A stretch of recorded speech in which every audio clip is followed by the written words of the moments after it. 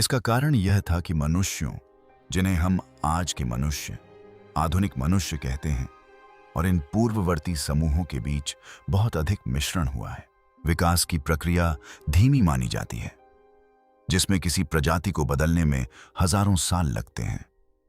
लेकिन जब वैज्ञानिकों ने प्राचीन मानव डीएनए का अध्ययन किया तो उन्हें एक चौंकाने वाली बात पता चली। हमारे जीन प्रकृति की अनुमति से कहीं अधिक तेजी से बदल गए। मस्तिष्क की शक्ति अचानक बढ़ गई। शरीर पलक झपकते ही अनुकूलित हो गए। आखिर किस चीज ने हमें इतनी तेजी से विकसित किया? क्या किसी ने या किसी चीज ने जानबूझकर हमें बदला है? आइए हमारे डीएनए में छिपे रहस्य को उजागर करें। विकास की गति सीमा। विकास हमेशा एक सरल नियम का पालन करता आया है। परिवर्तन धीरे धीरे होता है। एक पीढ़ी अगली पीढ़ी को गुण प्रदान करती है और समय के साथ छोटे छोटे अंतर जुड़ते जाते हैं।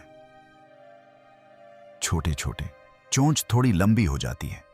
शरीर का कोई अंग मजबूत हो जाता है। शरीर के बालों का रंग नए परिवेश के अनुरूप बदल जाता है। इन बदलावों में हजारों साल लगते हैं, कभी कभी दसियों हजार साल, और कभी कभी इससे भी कहीं अधिक समय। प्रकृति का यही तरीका है और यह हमेशा से ऐसा ही रहा है। यह प्रक्रिया उत्परिवर्तन से शुरू होती है, जो प्रजनन के दौरान डीएनए की प्रतिकृति बनाते समय होने वाली एक यादृच्छिक त्रुटि है। अधिकांश उत्परिवर्तनों का कोई प्रभाव नहीं होता। कुछ हानिकारक होते हैं और बहुत कम संख्या में लाभकारी होते हैं। यदि यह लाभकारी प्रभाव किसी जीव को जीवित रहने और प्रजनन करने में मदद करता है तो उत्परिवर्तन फैल जाता है। कई पीढ़ियों के बाद यह सामान्य हो जाता है और कई और पीढ़ियों के बाद यह स्वाभाविक हो जाता है। यह प्राकृतिक चयन है जो क्रमिक और पूर्वानुमानित है और पृथ्वी पर जीवन के इतिहास के बारे में वैज्ञानिकों की समझ का आधार है। वैज्ञानिक जीवित प्रजातियों में उत्परिवर्तन दरों का अध्ययन करके, पीढ़ियों के डीएनए की तुलना करके और जीवाश्मों का अध्ययन करके यह माप सकते हैं कि विकास कितनी तेजी से आगे बढ़ता है और यह गणना कर सकते हैं कि शारीरिक परिवर्तनों को उभरने में कितना समय लगता है। आंकड़े सुसंगत हैं, जो दर्शाते हैं कि शरीर की संरचना, मस्तिष्क के आकार या चयापचय प्रणालियों में बड़े बदलावों के लिए बहुत लंबा समय लगता है। कोई नया लक्षण अचानक प्रकट नहीं होता, बल्कि अनगिनत पीढ़ियों में धीरे धीरे टुकड़ों टुकड़ों में विकसित होता है। मानव विकास को भी इसी पैटर्न का अनुसरण करना चाहिए। आदिम होमिनिन लाखों साल पहले सीधे खड़े होकर चलते थे। समय के साथ उनके मस्तिष्क का विस्तार हुआ, उनके औजार अधिक जटिल होते गए, भाषा का विकास हुआ और आग पर नियंत्रण पाया गया। प्रत्येक महत्वपूर्ण पड़ाव को पूरा होने में लंबा समय लगा। ऑर्लोपाइथेकस से होमो हैबिलिस, फिर होमो इरेक्ट्स और अंत में होमो सेपियंस तक ये परिवर्तन जीवाश्म अभिलेखों में क्रमिक और तार्किक रूप से दिखाई देते हैं, जो इस मॉडल में पूरी तरह फिट बैठते हैं। लेकिन जब वैज्ञानिक आधुनिक मनुष्यों के डीएनए का बारीकी से अध्ययन करते हैं तो कुछ विचित्र बात सामने आती है। समय रेखा हमेशा मेल नहीं खाती और कुछ परिवर्तन बहुत तेजी से दिखाई देते हैं। जिन लक्षणों को विकसित होने में हजारों साल लगने चाहिए, वे इससे बहुत कम समय में प्रकट हो जाते हैं और जीनोम के पूरे हिस्से इस तरह से बदलते हैं जो प्राकृतिक चयन की धीमी गति के अनुरूप नहीं है। यह सिर्फ एक जीन या एक लक्षण की बात नहीं है, बल्कि कई प्रणालियां एक साथ बदल रही हैं। मस्तिष्क की कार्य प्रणाली, प्रतिरक्षा प्रतिक्रिया, चयापचय, भाषा क्षमता, सभी मॉडल की भविष्यवाणी से कहीं अधिक तेजी से बदल रहे थे। मन है, यह कोई छोटी समस्या नहीं है, बल्कि एक मूलभूत विरोधाभास है। विकास की एक गति सीमा होती है और आनुवंशिक प्रमाण बताते हैं कि वह सीमा टूट गई है। सवाल यह नहीं है कि यह बदलाव हुए या नहीं, क्योंकि डीएनए से यही साबित होता है, बल्कि सवाल यह है कि यह बदलाव कैसे हुए। विकास की गति इतनी तेज होने का कारण क्या हो सकता है और कौन सी शक्ति इतने कम समय में मानव जीनोम को इस तरह बदल सकती है जो असंभव सा लगता है। इसके लिए कई पारंपरिक स्पष्टीकरण मौजूद हैं, जिनमें पर्यावरणीय दबाव, जलवायु परिवर्तन और अन्य प्रजातियों के साथ प्रतिस्पर्धा शामिल हैं। ये कारक बदलाव ला सकते हैं, लेकिन फिर भी इनमें समय लगता है और ये नियमों का पालन करते हैं। डीएनए जो दिखाता है वह कुछ अलग है, जो नियमों की अपेक्षा कहीं अधिक तेजी से हो रहे परिवर्तन को उजागर करता है। ऐसे पैटर्न जो आकस्मिक नहीं बल्कि सुनियोजित प्रतीत होते हैं, और एक ऐसा जैविक परिवर्तन जो मानक मॉडल में फिट नहीं बैठता। रहस्य यहीं से शुरू होता है, प्राचीन खंडहरों या भूली हुई किंवदंतियों से नहीं, बल्कि प्रत्येक मानव कोशिका के भीतर लिखे कोड से। वह कोड जो प्रकट करता है कि हमारी प्रजाति के साथ कुछ हुआ है, कुछ ऐसा जो विकास की सामान्य गति से कहीं अधिक तेजी से आगे बढ़ा है, कुछ ऐसा जिसने एक ऐसा निशान छोड़ा है जिसे वैज्ञानिक अब समझना शुरू कर रहे हैं, और एक ऐसा सवाल जो खुलकर पूछने से कतराता है, अगर विकास की कोई गति सीमा होती है और इंसानों ने उसे तोड़ दिया, तो फिर असल में हमें किसने बदला? प्राचीन जीनोम को पढ़ना। मानव इतिहास के अधिकांश समय तक अतीत हड्डियों और पत्थरों में कैद रहा। पुरातत्वविद खोपड़ियों का अध्ययन कर सकते थे, जबड़ों की संरचना माप सकते थे और औजारों के निशानों की जांच कर सकते थे, लेकिन वे कभी यह नहीं देख पाए कि प्राचीन मनुष्यों को आधुनिक मनुष्यों से वास्तव में क्या अलग बनाता था। आनुवंशिक कोड जीवन का वास्तविक खाका हजारों वर्षों तक जीवाश्म अवशेषों के अंदर छिपा रहा। फिर 20वीं सदी के उत्तरार्ध में वैज्ञानिकों ने पाया कि वे इसे पढ़ सकते हैं। यह सफलता इस समझ से मिली कि किसी जीव की मृत्यु के बाद डीएनए हमेशा गायब नहीं होता। अनुकूल परिस्थितियों में इसके टुकड़े हड्डियों, दांतों और यहां तक कि मिट्टी में भी सुरक्षित रह जाते हैं। ठंडे और शुष्क वातावरण में आनुवंशिक सामग्री सबसे अच्छी तरह संरक्षित रहती है। यही कारण है कि कुछ सबसे महत्वपूर्ण खोजें यूरोप और साइबेरिया की गुफाओं से हुई हैं। जब वैज्ञानिक प्राचीन डीएनए निकालते हैं, तो वे समय और प्रदूषण से क्षतिग्रस्त छोटे छोटे टुकड़ों के साथ काम कर रहे होते हैं। यह एक श्रमसाध्य कार्य है, जिसके लिए अत्यधिक सटीकता और उन्नत तकनीक की आवश्यकता होती है। प्राचीन डीएनए विश्लेषण के शुरुआती प्रयास सीमित और अक्सर अविश्वसनीय थे।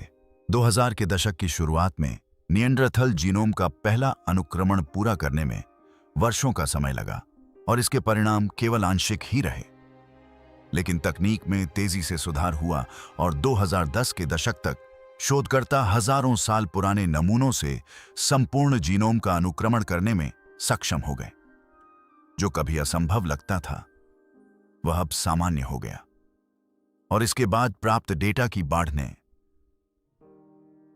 ने वैज्ञानिकों के मानव इतिहास के बारे में अब तक के सभी ज्ञान को बदल दिया। यह प्रक्रिया अपने आप में उल्लेखनीय है। दांत या हड्डी के एक टुकड़े को साफ करके पीसकर पाउडर बनाया जाता है। फिर उसमें बचे हुए डीएनए को निकालने के लिए रसायनों से औपचारित किया जाता है। पॉलीमरेज चेन रिएक्शन नामक तकनीक का उपयोग करके आनुवंशिक सामग्री की लाखों प्रतियां बनाई जाती हैं, जिससे सूक्ष्मतम अंश भी बढ़ जाते हैं। परिष्कृत कंप्यूटर एल्गोरिदम इन टुकड़ों को आपस में जोड़ते हैं, उनकी तुलना आधुनिक मानव डीएनए से करते हैं और जहां संभव हो वहां रिक्त स्थानों को भरते हैं। इसका परिणाम एक ऐसे व्यक्ति का आनुवंशिक स्नैपशॉट है जो लिखित इतिहास से बहुत पहले जीवित था और जिसकी मृत्यु हो गई थी। इस तकनीक को क्रांतिकारी बनाने वाली बात केवल प्राचीन डीएनए को पढ़ने की क्षमता ही नहीं थी, बल्कि इसकी आधुनिक जीनोम से सीधे तुलना करने की क्षमता भी थी। अब वैज्ञानिक यह ठीक ठीक देख सकते थे कि किन जीनों में परिवर्तन हुए थे, वे परिवर्तन कब हुए थे और वे आबादी में कैसे फैले थे। वे प्रवासों का पता लगा सकते थे, विभिन्न मानव प्रजातियों के बीच अंतर प्रजनन की पहचान कर सकते थे और उन क्षणों को सटीक रूप से निर्धारित कर सकते थे जब मानव जीनोम में महत्वपूर्ण बदलाव हुए थे। पहली बार विकास जीवाश्मों और अनुमानों पर आधारित सिद्धांत नहीं, बल्कि आनुवंशिक संहिता में लिखा गया एक विस्तृत रिकॉर्ड था। ये खोजें तेजी से हुईं। शोधकर्ताओं ने पाया कि आधुनिक मनुष्यों का निएंडरथल लोगों के साथ अंतर प्रजनन हुआ था। जिसके परिणाम स्वरूप यूरोपीय और एशियाई मूल के लोगों में निएंडरथल डीएनए के अंश पाए गए। उन्होंने डेनिसन नामक एक ऐसे कंकाल की खोज की जिसका कोई पूर्ण कंकाल आज तक नहीं मिला था। उन्होंने इस बात का पता लगाया कि प्रारंभिक मनुष्य नए वातावरण में कैसे अनुकूलित हुए। उत्तरी जलवायु में उनकी त्वचा का रंग हल्का हो गया। तिब्बत की ऊंची पहाड़ियों में वे सहनशील हो गए और दुग्ध उत्पादन और पशुपालन करने वाले समाजों के प्रति उनमें सहनशीलता विकसित हो गई। प्रत्येक अध्ययन से मानव विकास और पृथ्वी पर फैलाव के बारे में और अधिक जानकारी मिली।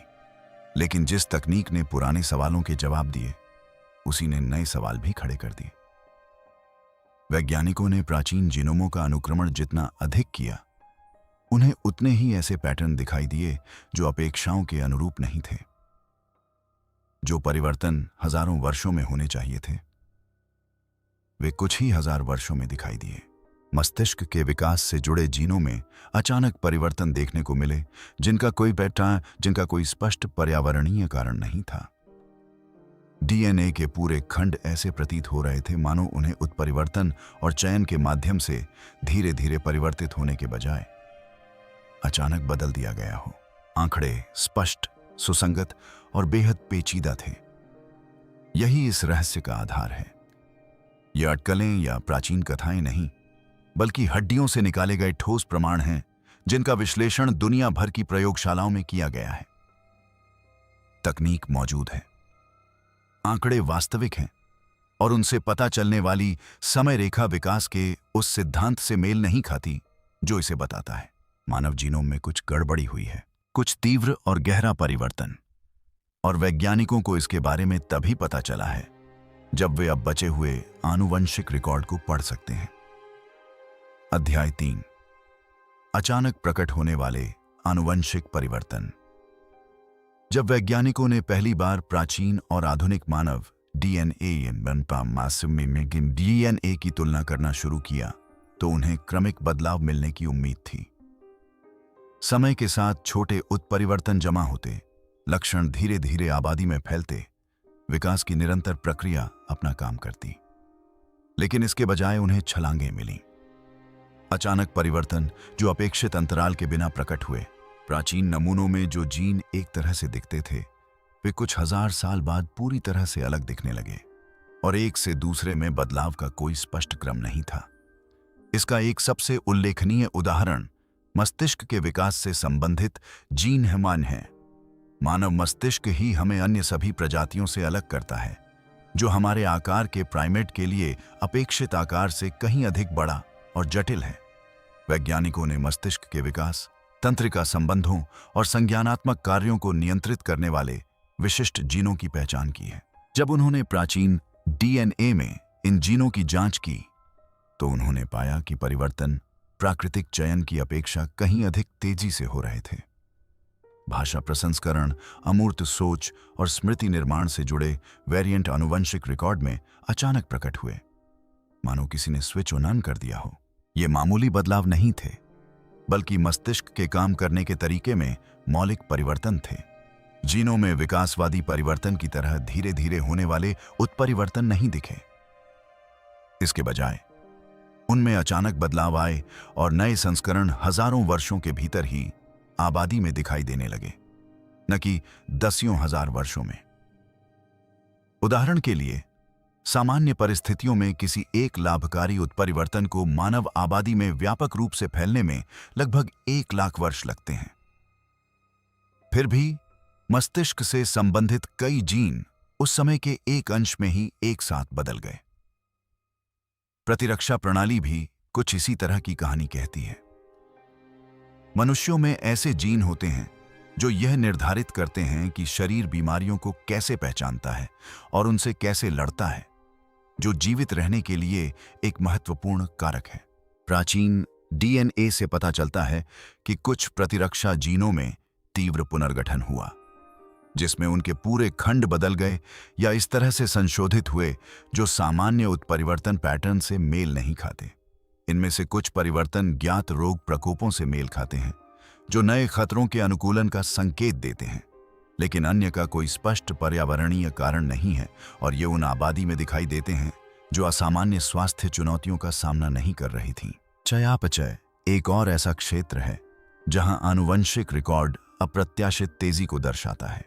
शरीर द्वारा भोजन को पचाने, वसा को संग्रहित करने और ऊर्जा को नियंत्रित करने वाले जीन कुछ विशेष आबादी में तेजी से परिवर्तित हुए।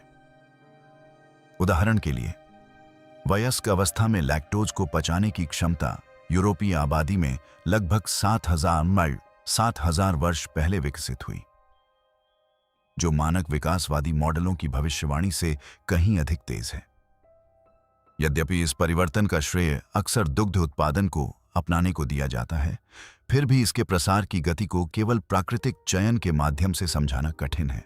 इन परिवर्तनों को और भी अधिक परप्लेक्सिंग बनाने वाली बात इनकी सटीकता है। विकास यादृच्छिक उत्परिवर्तन के माध्यम से होता है, एक जटिल प्रक्रिया जो प्रत्येक सफलता के लिए कई विफलताएं उत्पन्न करती है। वैज्ञानिक आनुवंशिक विविधता, गतिरोध और अन्य समस्याओं को देखने की उम्मीद करते हैं, असफल अनुकूलन के बचे हुए निशान।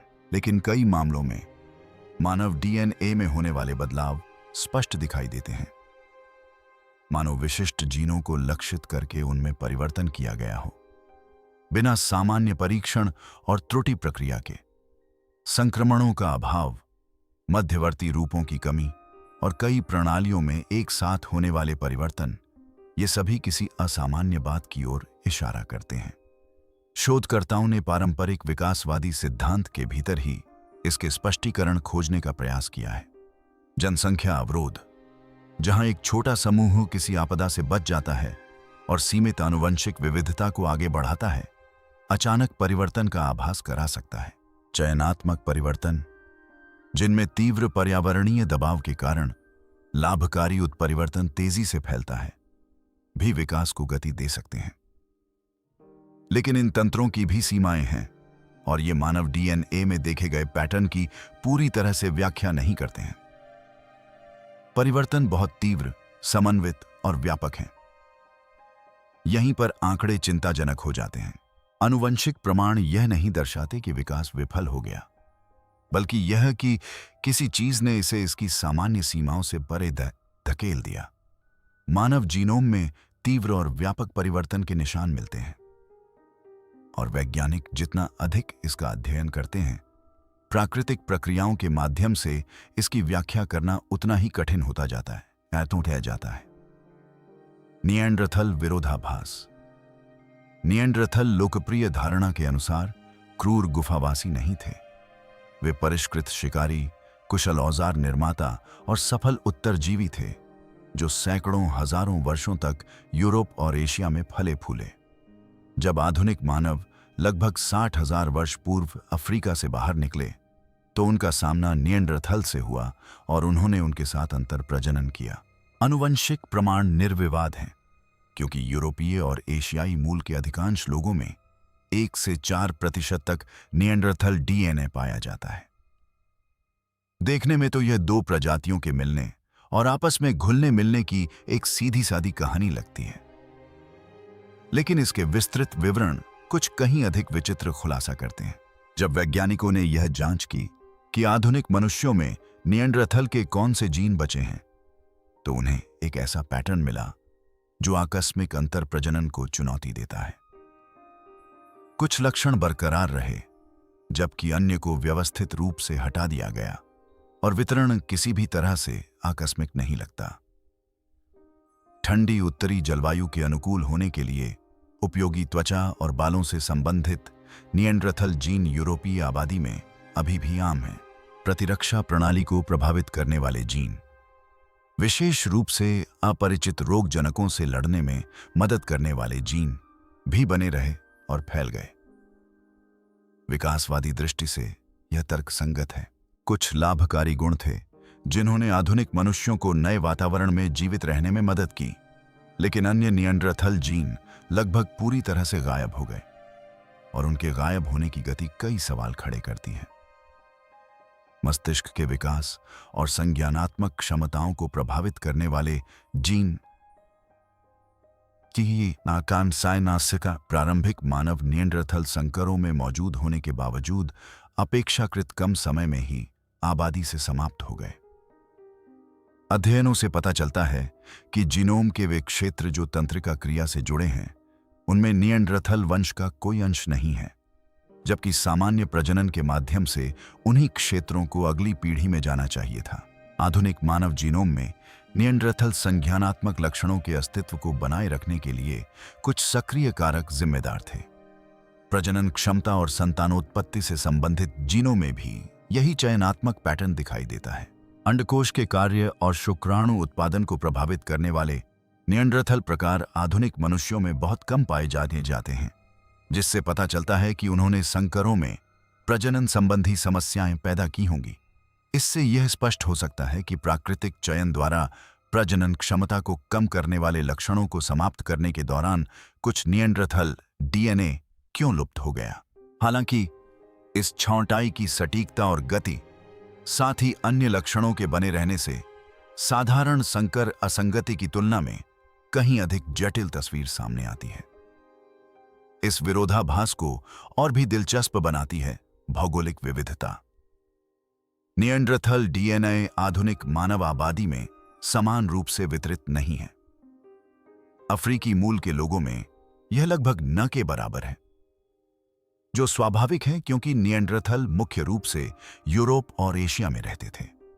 लेकिन गैर अफ्रीकी आबादी में निएंडरथल वंश की मात्रा और प्रकार में इस तरह की भिन्नता पाई जाती है, जो यादृच्छिक वंशागति के बजाय चयनात्मक प्रतिधारण का संकेत देती है। कुछ आबादी में प्रतिरक्षा बढ़ाने वाले जीन अधिक मात्रा में मौजूद रहे। अन्य आबादी में विभिन्न चयापचय संबंधी प्रकार मौजूद हैं और इनका वितरण एक सुनियोजित पैटर्न का अनुसरण करता प्रतीत होता है। शोधकर्ताओं ने यह भी पाया है कि कुछ निएंडरथल जीन कई बार आबादी में पुनः प्रवेश कर गए, मानो विशिष्ट लक्षणों का चयन करके उन्हें पुनः स्थापित किया जा रहा हो। यह सामान्य अंतर प्रजनन से कहीं आगे है, जहां आनुवंशिक मिश्रण एक बार होता है और जीन पीढ़ियों के दौरान या तो जीवित रहते हैं या लुप्त हो जाते हैं। यह पैटर्न सक्रिय चयन का संकेत देता है, जिसमें निएंडरथल के कुछ लक्षण संरक्षित और प्रसारित होते हैं, जबकि अन्य लुप्त हो जाते हैं। यह प्राकृतिक रूप से कैसे संभव हो सकता है, इसके तंत्र अभी भी स्पष्ट नहीं है। समय क्रम से रहस्य की एक और परत जुड़ जाती है। अंतर प्रजनन शुरू होने के 10 से 20 हजार वर्षों के भीतर ही आधुनिक मानव जीनोम से निएंडरथल डीएनए का पृथक्करण अपेक्षाकृत तेजी से हुआ। विकास के लिहाज से यह बहुत ही कम समय है, विशेष रूप से इतने सारे विभिन्न जीनों को प्रभावित करने वाले परिवर्तनों के लिए जो कई प्रणालियों को प्रभावित करते हैं। प्राकृतिक चयन समय के साथ हानिकारक लक्षणों को दूर कर सकता है, लेकिन विशिष्ट जीन वेरिएंट का समन्वित उन्मूलन और अन्य का संरक्षण करने के लिए चयनात्मक दबाव के एक ऐसे स्तर की आवश्यकता होती है जिसे वैज्ञानिक समझाने में संघर्ष कर रहे हैं। यह निएंडरथल विरोधाभास है। आधुनिक मनुष्यों में अंतर प्रजनन की आनुवंशिक विरासत मौजूद है, लेकिन उस विरासत को सावधानीपूर्वक संपादित किया गया है। उपयोगी लक्षण बरकरार रखे गए, समस्याग्रस्त लक्षणों को हटा दिया गया, और यह प्रक्रिया यादृच्छिक विकास की भविष्यवाणी से कहीं अधिक तेजी और सटीकता से हुई। प्रश्न यह नहीं है कि यह छौंटाई हुई या नहीं, क्योंकि डीएनए प्रमाण इसे सिद्ध करते हैं, बल्कि यह है कि यह इतनी स्पष्ट सटीकता के साथ कैसे और क्यों हुई। सभी स्पष्टीकरण अपर्याप्त हैं। मुख्यधारा के विज्ञान के पास तीव्र विकासवादी परिवर्तनों के लिए स्पष्टीकरणों की कभी कमी नहीं रही है।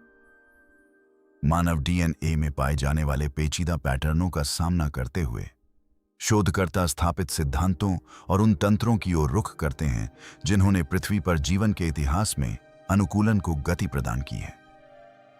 पर्यावरणीय दबाव, जलवायु परिवर्तन, संसाधनों के लिए प्रतिस्पर्धा और अस्तित्व संबंधी चुनौतियों ने लाखों वर्षों में प्रजातियों को आकार दिया है। सवाल यह है कि क्या ये कारक मानव जीनोम में देखे गए परिवर्तनों की गति और सटीकता की व्याख्या कर सकते हैं। जलवायु परिवर्तन को अक्सर मानव विकास का एक प्रमुख कारक माना जाता है। पिछले 1 लाख वर्षों में पृथ्वी ने तापमान में भारी उतार चढ़ाव का अनुभव किया है, जिसमें हिमयुग और गर्मकाल बारी बारी से आते रहे हैं।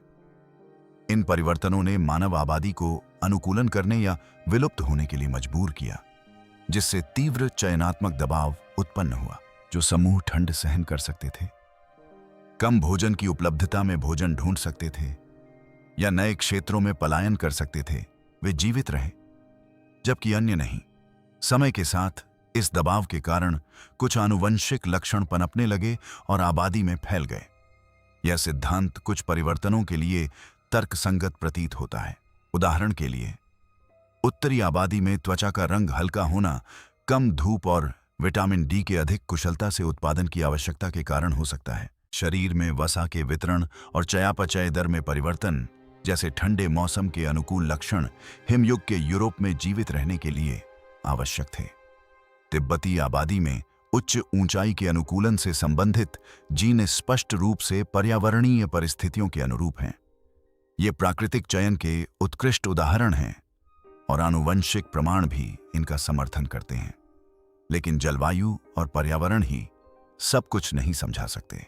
मस्तिष्क के विकास से जुड़े जीनों में परिवर्तन, प्रतिरक्षा प्रणाली का पुनर्गठन और संज्ञानात्मक लक्षणों का तेजी से प्रसार पर्यावरणीय बदलावों से पूरी तरह मेल नहीं खाते। ऐसा कोई स्पष्ट जलवायु घटनाक्रम नहीं है जो इतने सारे विभिन्न जैविक तंत्रों में एक साथ परिवर्तन ला सके। इससे भी महत्वपूर्ण बात यह है कि समय रेखा मेल नहीं खाती। पर्यावरणीय अनुकूलन में हजारों साल लगते हैं, न कि आनुवंशिक अभिलेखों में दिखाई देने वाले संक्षिप्त समय में। यहां तक कि नाटकीय जलवायु परिवर्तन के लिए भी उत्परिवर्तनों को उत्पन्न होने, फैलने और किसी आबादी में स्थिर होने में समय लगता है। बीमारियों से उत्पन्न जीवन रक्षा का दबाव एक और स्पष्टीकरण प्रस्तुत करता है। जब आबादी नए रोगजनकों के संपर्क में आती है, तो प्रतिरोधी जीन वाले जीव जीवित रहते हैं और प्रजनन करते हैं, जिससे अगली पीढ़ी को प्रतिरक्षा मिलती है। इस तंत्र ने मानव विकास को काफी हद तक प्रभावित किया है और अतीत में फैली महामारियों और प्लेग के प्रमाण जीनोम में दर्ज हैं। उदाहरण के लिए, मध्ययुगीन यूरोप में फैली काली मृत्यु ने जीवित बचे लोगों की संतानों में आनुवंशिक चिह्न छोड़े। लेकिन फिर से यह केवल कुछ अलग थलग परिवर्तनों की व्याख्या करता है, न कि उन समन्वित परिवर्तनों की जो मानव आनुवंशिक इतिहास की विशेषता हैं और जो कई प्रणालियों में फैले हुए हैं। अन्य मानव प्रजातियों के साथ प्रतिस्पर्धा को भी एक प्रेरक शक्ति के रूप में प्रस्तावित किया गया है। जब आधुनिक मनुष्यों का सामना निएंडरथल और डेनिसोवन से हुआ, तो उन्होंने समान संसाधनों के लिए प्रतिस्पर्धा की। संज्ञानात्मक लाभ, बेहतर औजारों या श्रेष्ठ सामाजिक संगठन वाले समूह फले फूले, जबकि अन्य का पतन हो गया। सैद्धांतिक रूप से इससे बुद्धि, भाषा और सहयोग जैसे गुणों के चयन में तेजी आ सकती थी। हालांकि केवल प्रतिस्पर्धा ही आनुवंशिक परिवर्तनों की सटीकता या कुछ विशिष्ट निएंडरथल जीनों के चयनात्मक संरक्षण की व्याख्या नहीं करती, जबकि अन्य जीन विलुप्त हो गए। जनसंख्या अवरोध ऐसी घटनाएं जहां एक छोटा समूह किसी आपदा से बच जाता है और पुनः आबादी बढ़ाता है, तीव्र आनुवंशिक परिवर्तन का आभास करा सकती हैं। जब किसी आबादी में अचानक कमी आती है, तो आनुवंशिक विविधता घट जाती है और कुछ लक्षण अधिक आम हो जाते हैं, क्योंकि अलग अलग प्रकार के लक्षण कम व्यक्तियों में पाए जाते हैं। इस घटना को आनुवंशिक बहाव, जेनेटिक ड्रिफ्ट कहा जाता है, जो किसी आबादी की आनुवंशिक संरचना को तेजी से बदल सकता है। हालांकि बॉटलनेक आनुवंशिक अवरोध भी समग्र विविधता को कम करते हैं और अंतः प्रजनन की समस्याएं पैदा करते हैं। लेकिन इनमें से कोई भी मानव डीएनए में पाए जाने वाले पैटर्न को पूरी तरह से स्पष्ट नहीं करता है। सबसे असहज सच्चाई यह है कि ये स्पष्टीकरण व्यक्तिगत रूप से तो सही हैं, लेकिन सामूहिक रूप से विफल हो जाते हैं। प्रत्येक तंत्र विशिष्ट लक्षणों या अलग अलग परिवर्तनों की व्याख्या कर सकता है, लेकिन कोई भी मानव जीनोम में होने वाले तीव्र, समन्वित और सटीक परिवर्तनों के व्यापक पैटर्न को स्पष्ट नहीं करता है। प्राकृतिक चयन में समय लगता है, यादृच्छिक उत्परिवर्तन से अव्यवस्थित परिणाम उत्पन्न होते हैं और पर्यावरणीय दबाव सटीक रूप से विशिष्ट जीनों को लक्षित नहीं करता है। आंकड़े कुछ ऐसा दिखाते हैं जो क्रमिक अनुकूलन से कम और जानबूझकर किए गए संशोधन से अधिक प्रतीत होता है, और यहीं पर पारंपरिक विज्ञान की सीमाएं समाप्त हो जाती हैं। अनकही संभावना। आधुनिक विज्ञान में एक ऐसी सीमा है जिसे कुछ ही शोधकर्ता सार्वजनिक रूप से पार करने को तैयार हैं। करियर सहकर्मी, समीक्षित साक्ष्य, पुनरुत्पादित प्रयोगों और स्वीकृत ढांचों के अनुरूप सिद्धांतों पर आधारित होते हैं। यह सुझाव देना कि मानव विकास प्राकृतिक प्रक्रियाओं से परे किसी चीज द्वारा निर्देशित, त्वरित या परिवर्तित हुआ था, अधिकांश अकादमिक हलकों में पेशे के लिए आत्मघाती माना जाता है। फिर भी निजी तौर पर पत्रिकाओं और सम्मेलनों से दूर बातचीत में कुछ वैज्ञानिक स्वीकार करते हैं कि आंकड़े उन निष्कर्षों की ओर इशारा करते हैं जो उन्हें बेहद असहज कर देते हैं। यह विरोध पूरी तरह से अनुचित नहीं है। विज्ञान सदियों से अलौकिक व्याख्याओं का खंडन करता रहा है, यह तर्क देते हुए कि प्राकृतिक घटनाओं के प्राकृतिक कारण होते हैं। इस दृष्टिकोण की सफलता निर्विवाद है, जिसने चिकित्सा, प्रौद्योगिकी और ब्रह्मांड की ऐसी समझ विकसित की है जो पूर्ववर्ती पीढ़ियों के लिए जादू जैसी प्रतीत होती। अब प्राकृतिक व्याख्याओं को त्यागना, विशेषकर मानव उत्पत्ति जैसे मूलभूत विषय के लिए अंधविश्वास और मिथकों के अंधकार में लौटने जैसा प्रतीत होता है। लेकिन आनुवंशिक प्रमाणों को पेशेवर सुविधा या ऐतिहासिक मिसालों से कोई लेना देना नहीं है। एक संभावना जिस पर शायद ही कभी खुलकर चर्चा होती है वह यह है कि मानव डीएनए को जानबूझकर बदला गया था, न कि देवताओं या जादू से, बल्कि एक ऐसी प्रक्रिया से जो प्राकृतिक चयन की तुलना में आनुवंशिक अभियांत्रिकी से अधिक मिलती जुलती है। परिवर्तनों की सटीकता, कई प्रणालियों में समन्वित बदलाव और संक्षिप्त समय रेखा, ये सभी यादृच्छिक उत्परिवर्तन के बजाय हस्तक्षेप की ओर इशारा करते हैं। इसका मतलब यह नहीं है कि विकास रुक गया, बल्कि यह है कि इसे किसी ऐसी शक्ति द्वारा निर्देशित, त्वरित या पूरक किया गया जिसमें उद्देश्य और क्षमता थी। यह अवधारणा केवल आधुनिक अटकलबाजी नहीं है। दुनिया भर की प्राचीन संस्कृतियों में ऐसी कहानियां मिलती हैं जिनमें आकाश या दूर स्थानों से आए प्राणियों द्वारा मनुष्यों को आकार दिया गया, उन्नत किया गया या संशोधित किया गया।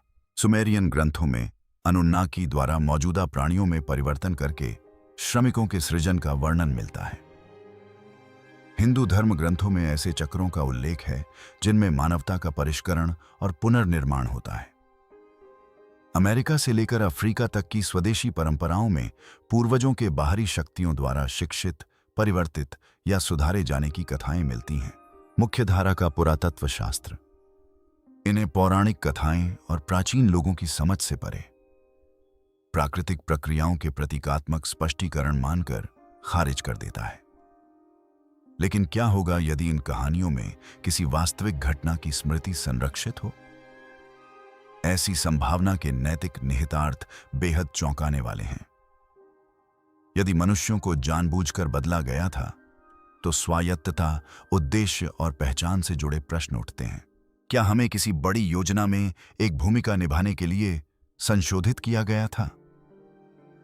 क्या इस हस्तक्षेप से हमें लाभ हुआ या इसके कुछ दुष्परिणाम हमारी जैविक संरचना में छिपे हुए हैं? यह विचार न केवल वैज्ञानिक रूढ़ियों को चुनौती देता है, बल्कि मानव होने के मूलभूत सिद्धांतों को भी चुनौती देता है।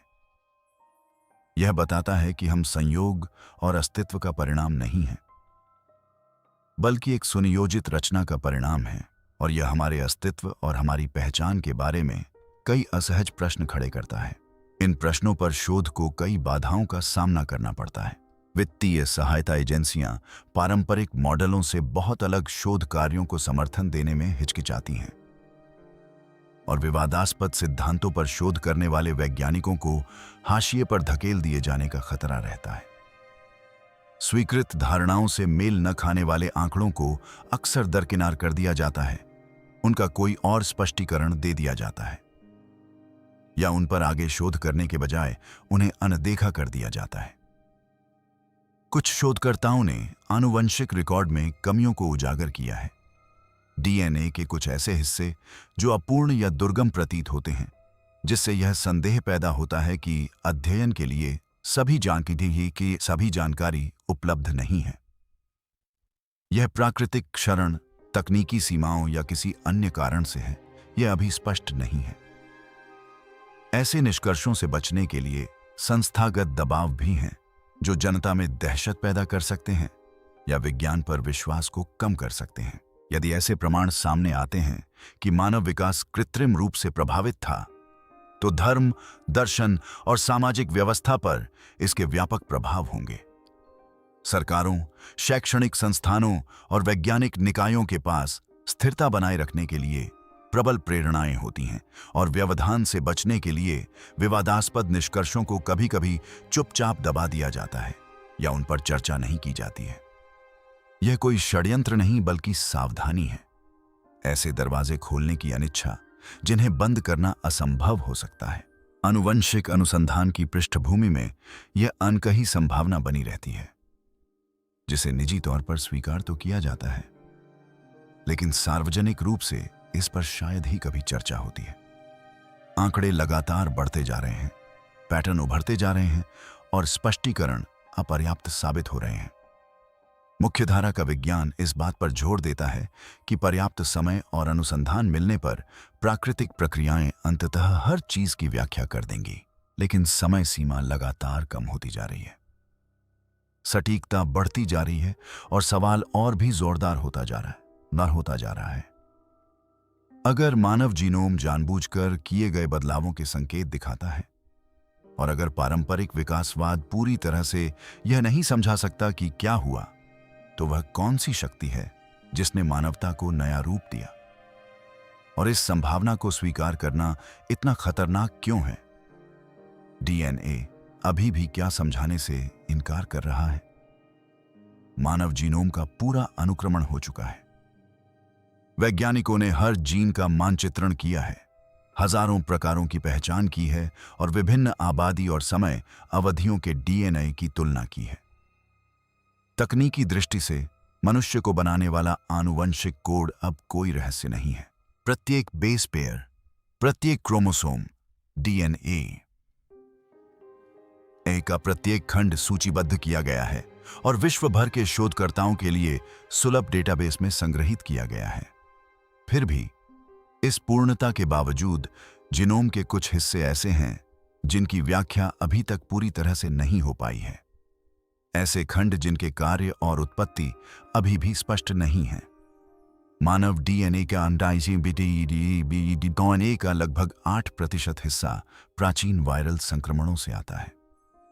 ये आनुवंशिक सामग्री के टुकड़े हैं जो लाखों साल पहले रेट्रोवायरस द्वारा डाले गए थे। इनमें से अधिकांश को बेकार, निष्क्रिय अवशेष माना जाता है जिनका वर्तमान में कोई उपयोग नहीं है। लेकिन इनमें से कुछ अनुक्रम, विकास और प्रतिरक्षा में सक्रिय भूमिका निभाते हैं। इनका मूल वायरल कार्य मानव जीव विज्ञान के लिए पुनर्परिभाषित हो गया है। वैज्ञानिक अभी तक पूरी तरह से यह नहीं समझ पाए हैं कि किस प्रकार और क्यों कुछ वायरल डीएनए एकीकृत और कार्यात्मक हो गए, जबकि अन्य भाग निष्क्रिय रहे। इस विदेशी आनुवंशिक सामग्री की उपस्थिति से यह प्रश्न उठता है कि मानव जीनोम का कितना भाग वास्तव में मानव है और कितना उधार लिया गया है, डाला गया है या उन प्रक्रियाओं के माध्यम से प्राप्त किया गया है जिन्हें अभी तक पूरी तरह से समझा नहीं गया है। डीएनए के ऐसे लंबे हिस्से भी हैं जो प्रोटीन का उत्पादन नहीं करते हैं, लेकिन जीन अभिव्यक्ति को विनियमित करते हैं और जैविक प्रक्रियाओं को नियंत्रित करते प्रतीत होते हैं। वर्षों तक इसे विकासवादी अवशेष मानकर नजरअंदाज किया जाता रहा, यानी ऐसे अवशेष जिनका कोई वास्तविक कार्य नहीं था। हाल के शोध से पता चला है कि इनमें से अधिकांश सक्रिय और महत्वपूर्ण हैं, जो मस्तिष्क के विकास से लेकर रोग प्रतिरोधक क्षमता तक हर चीज को प्रभावित करते हैं। लेकिन इसके तंत्र जटिल हैं और पूरी तरह से स्पष्ट नहीं हैं।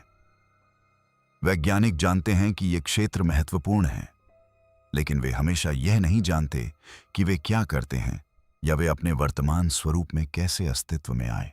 मानव जीनोम में कुछ जीनों के कोई स्पष्ट विकासवादी पूर्वज नहीं हैं। ये जीन केवल मनुष्यों में ही पाए जाते हैं और अन्य प्राइमेट्स या पूर्व के होमिनिन्स में इनका कोई स्पष्ट संबंध नहीं है। इनमें से कुछ जीन मस्तिष्क के कार्य, भाषा और अमूर्त तर्क में शामिल हैं।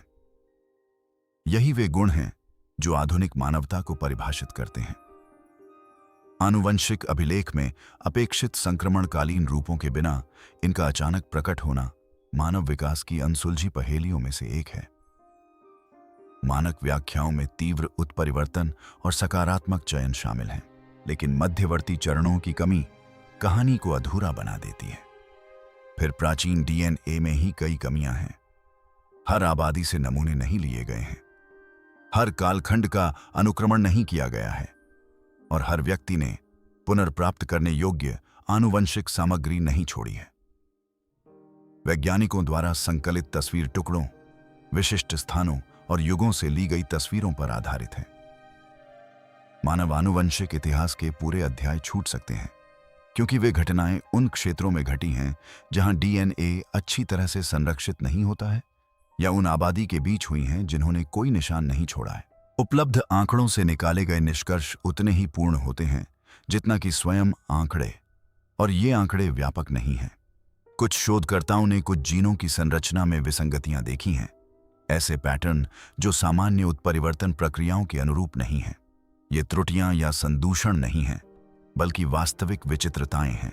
ऐसे अनुक्रम जो देखने में ऐसे लगते हैं मानो वे विकसित होने के बजाय डाले गए हों।